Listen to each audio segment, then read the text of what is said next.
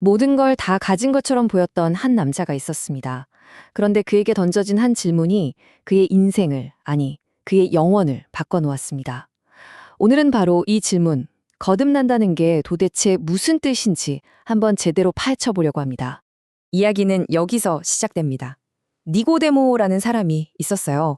당대 최고의 의결기관인 사네드린의 공회원이었고 모두가 인정하는 이스라엘의 선생이었죠.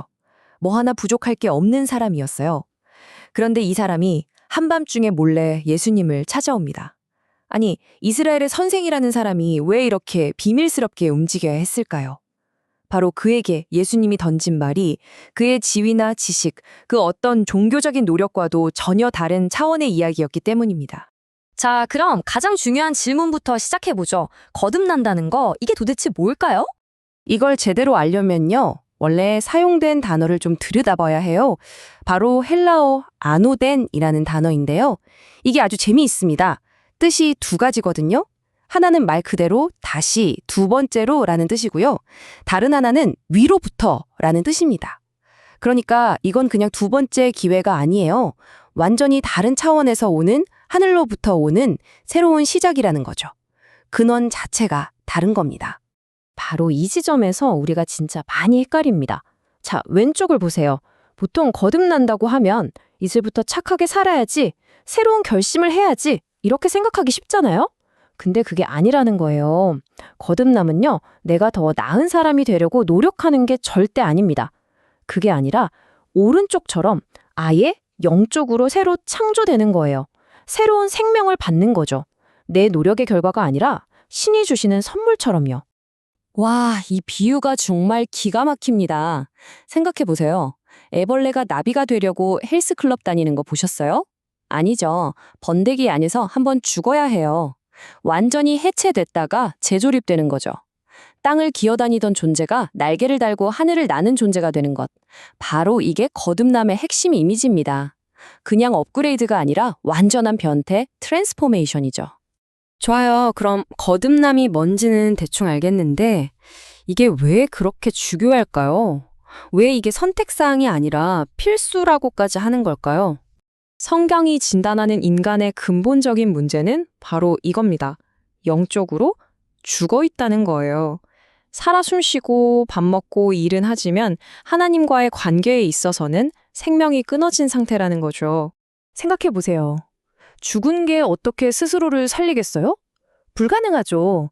시체가 갑자기 벌떡 일어나서 나 이제부터 살아나야지 할 순 없잖아요. 생명은 반드시 밖에서 다른 생명의 근원으로부터 와야만 합니다. 너무나 당연한 이치죠.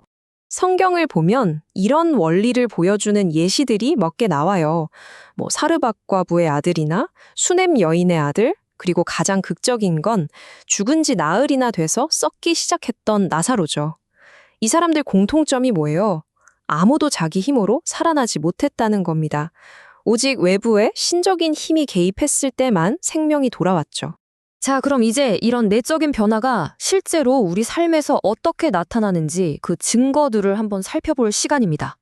왜 필요한지 알았으니까 이제 어떻게 보이는지로 넘어가 보죠. 예수님이 여기서 또 기가 막힌 비유를 드세요.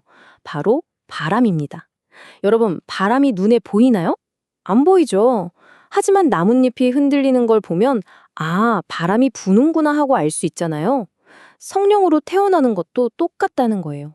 그 과정 자체는 신비롭고 눈에 보이지 않지만 그 결과, 그 영향력은 삶 속에서 분명하게 나타난다는 거죠.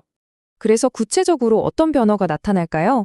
한 5가지 정도로 정리해 볼 수 있어요. 첫째, 하나님을 그냥 무서운 신이 아니라 아빠, 아버지라고 부를 수 있는 친밀한 관계가 생기고요. 둘째, 예전엔 아무렇지 않았던 죄가 막 싫어지고 올바른 걸 추구하게 돼요. 셋째, 신기하게 다른 사람들을 진짜로 사랑하는 마음이 생깁니다. 넷째, 세상의 유행이나 가치관에 쉽게 휩쓸리지 않는 힘이 생기고 마지막으로 성경 말씀 같은 영적인 진리에 대한 배고픔, 갈망이 생기죠. 자, 이제 이 모든 이야기를 여러분, 바로 당신의 이야기로 가져와 보겠습니다.